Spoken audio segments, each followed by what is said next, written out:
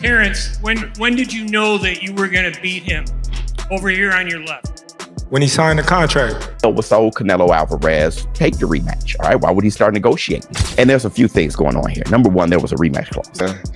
However they rate me, it doesn't matter. At the end of the day, we got to fight, and I'm going to win the fight. It's simple as that. I try it, but my body... Canelo is making a desperate push to save his legacy. After his rough showing in September 2025, many thought he was done. But he's now appeared on TVA to confirm his plans for next year and his top priority, a rematch with Terence Crawford. He has officially activated the rematch clause and is targeting May 2026. A clear attempt to reclaim his spot as the sport's #1 TV Azteca, Mexican boxing channel, is reporting that 4-division world champion, 2-time undisputed super middleweight, first ballot Hall of Famer, Mexican superstar boxer Saul Canelo Alvarez, who is 63 wins, 3 losses, 2 draws, 39 wins by way of knockout, has indeed now, after suffering another loss, after having surgery on his elbow, he is now of the mindset that he can overcome the mountain that it was in September in the form of 5-division world champion, 3-division undisputed world champion, pound for pound king, #1 fighter in the world, first ballot Hall of Famer, superstar boxer, Terence Bud Crawford. Canelo now faces the question of whether he's chasing redemption or walking into a second career-ending beating. After weeks of silence following his September loss, he finally broke his quiet streak with a surprise appearance on Mexican television, where his demeanor was noticeably different from the calm, calculated businessman fans are used to.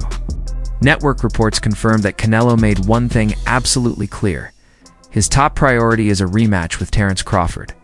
He didn't hide behind vague statements, he said. Negotiations for 2026 are already underway, and that he wants this fight at all costs.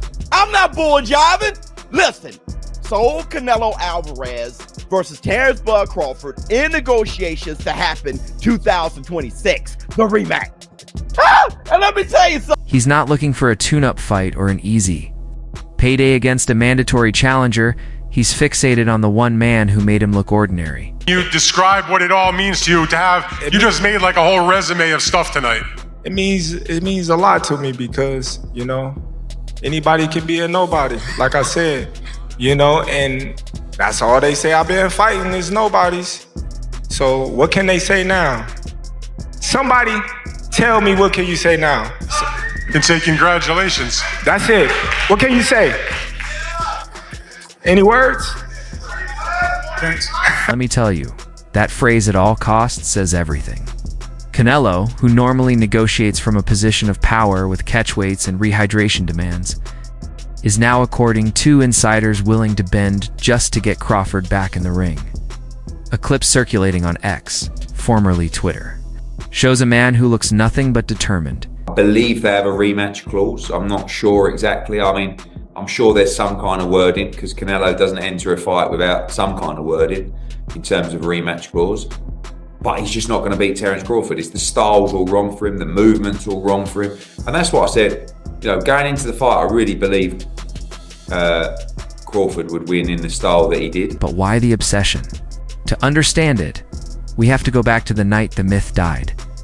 September 13th, 2025. What was meant to be another Mexican Independence Day showcase for Canelo, Alvarez quickly unraveled. Despite the pre-fight narrative insisting Terence Crawford was too small and was biting off, it's more than he could chew by moving up 3 weight classes to challenge the super middleweight king. Excuse my language. The size difference of a bigger man changes everything with one punch. And I can see the same thing. Canelo Alvarez will take any punch from Crawford, but I don't think Crawford will take any punches from Canelo. Remember, Canelo got hit by Triple G, the heaviest hitter in that division. And Canelo took those shots like a champ. I don't think Crawford has anything to beat. Who's pound for pound, right? This fight will say that, but who has Crawford really beat? Postal, Gamboa. Gamboa wasn't the same after he fought him, but I feel Burns. It's just. Look at Canelo's resume. Cotto, Triple G. The list goes on and on. Austin Trout. A lot of world champions, bro. So I feel that's how you measure how great a fighter is through that. So we'll see. But I just feel his resume is just, he's gonna come in this fight, be able to figure out Crawford. But when the bell rang, size didn't matter, skill did. Crawford didn't just win, he dismantled a legend. The scorecards came back 11 rounds to 1 for the man from Omaha. Not because of a flash knockout or a lucky punch, but because he delivered a full 12-round masterclass in boxing science. I ask you a little bit about the history that you made tonight, and I want your opinion on which means the most to you. You became a 5-division world champion. You became the 3rd of 4-division lineal champion with Mayweather and Pacquiao. You became a 3-time undisputed champion, the first ever in the 2, 3, or 4 belt era. And you became the 2nd undisputed champion in 3 weight classes when there was only 1 champion back in 1938 with Henry Armstrong. That's a lot of stuff. You hear that? You hear that? Which do you think means All the of most? it. All of it. It all goes hand in hand. You know what? Sometimes you try and your body cannot go, right? That's my frustration. Maybe I can figure out Crawford, but my body cannot. Crawford controlled the center of the ring, making Canelo miss, punishing him, and essentially wrestling the bigger man into submission. The irony is thick. For years, Canelo dismissed Crawford as too small and inexperienced. Yet on the sport's biggest stage, the smaller man completely dominated the supposed bully. It's a good fighter, a great fighter. I always say before I see him calling me out and won the fight and everything, I say before he's a great fighter. But if you look at his career, mention one elite fighter. Just mention me one elite fighter. To Terence, what he did, that's another crazy thing, right? No, that's not crazy. No, I say it's not crazy because I predicted. I said Canelo was going to get old in the ring that night. No disrespect to Crawford. He did a good. Crawford could have stopped him. He could have. Me being a coach and watching how the fight was going on, he could have stopped him. And I know he's saying it in his mind, but he was being humble of Canelo. He was being humble, and it was a great fight, and it was good talk for the boxing world. And that's what it's all about, to entertain, to get us something to look at. We've been entertained like this for years, for centuries, of gladiators and stuff going in the ring. Here's where it gets messy. Before their first fight in June 2025, Terence Crawford saw it coming. In a now viral interview, he looked straight into the camera and warned Canelo that he wanted him at his best, with no excuses. Crawford made it clear he wouldn't tolerate complaints about weight cuts or injuries after he emerged victorious. Interview 9, Crawford wanted his victory to be absolute, yet now excuses are starting to surface. Rumors from Canelo's camp suggest he entered the September fight with a compromised elbow and injury that needed surgery right after the bout. This is precisely the kind of narrative Crawford had warned against. If there's any rematch clause with this fight with Canelo? No, it's not. Is that something you pushed for? No, I didn't. And there's any weight restrictions to the fight at all? No, it's not. A lot of fighters would like to put on a weight restriction to this type of fight. Why didn't you want to do that? Because I want him at his best. I don't want no excuses. I don't want no, reasons why, he didn't feel good or anything. I want him at his best. Did you know that you were going to beat him over here on your left? When he signed the contract. He seemed to focus mostly on body punches, and you were hitting him in the head a lot. Was it your reach that gave you the advantage? It was everything. He wasn't hitting the body or anything. He was hitting my elbow because I was blocking it. But, I think I was the better man. By hinting he wasn't at 100%. Canelo seems to be trying to convince himself and the public that a healthy version of him would flip the script. But fans aren't buying it. The consensus online is that it looks weak, like he fell right into Crawford's psychological trap. By blaming an injury, Canelo diminishes Crawford's performance, only adding more fuel to the fire for the rematch. Now, Saul Canelo Alvarez also, last time you saw him, he's, nursing and recovering from an elbow surgery, which he had an elbow injury going into the fight. So, you start thinking about stuff like that. I'm talking about if you're Canelo, why would you say, let's go ahead with the rematch? I think I got a shot. All right. Being a competitor for one.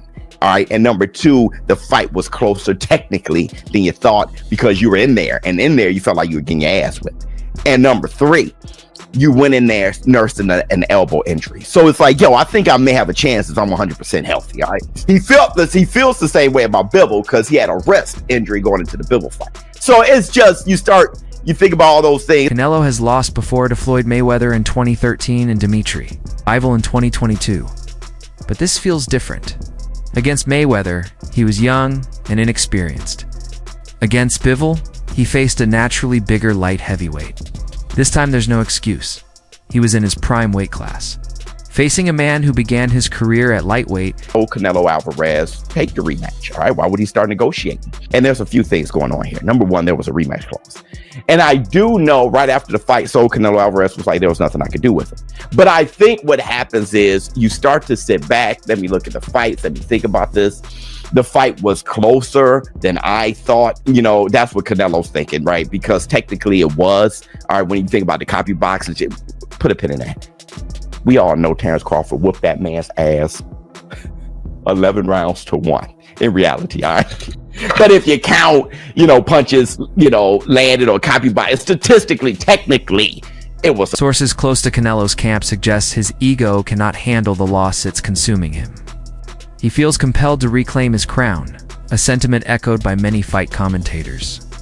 He cannot retire knowing his Mexican ancestors of the past who normally resurrect from their graves and their spirits is in the building to give that great Mexican warrior the energy and the power that he needs to overcome the battle.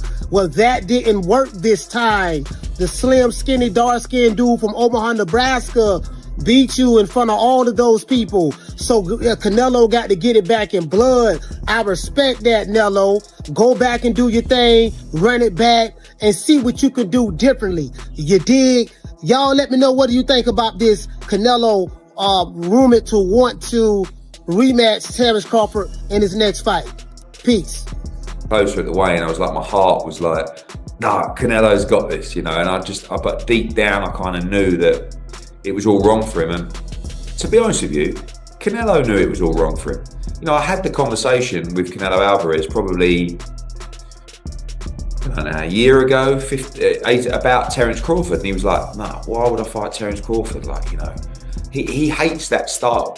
And when he fought Charlo, I remember him being really disappointed that Charlo just moved and moved and moved, and that's why he ended up fighting Munguia and Berlanga, because they're guys that wouldn't do that and they'd stand in front of him, and that suits him down to the ground. Anyone that's got movement like Skull, like Crawford, he really struggles against. And when he was a bit younger and fresher, he could probably get away with it and cut it off, and but then you see guys like Bivol and Crawford and these guys beat him because of that movement. And I don't know what he does again.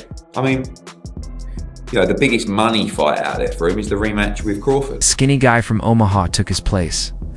Like the great legends who never knew when to quit, this rematch appears driven entirely by pride, not logic.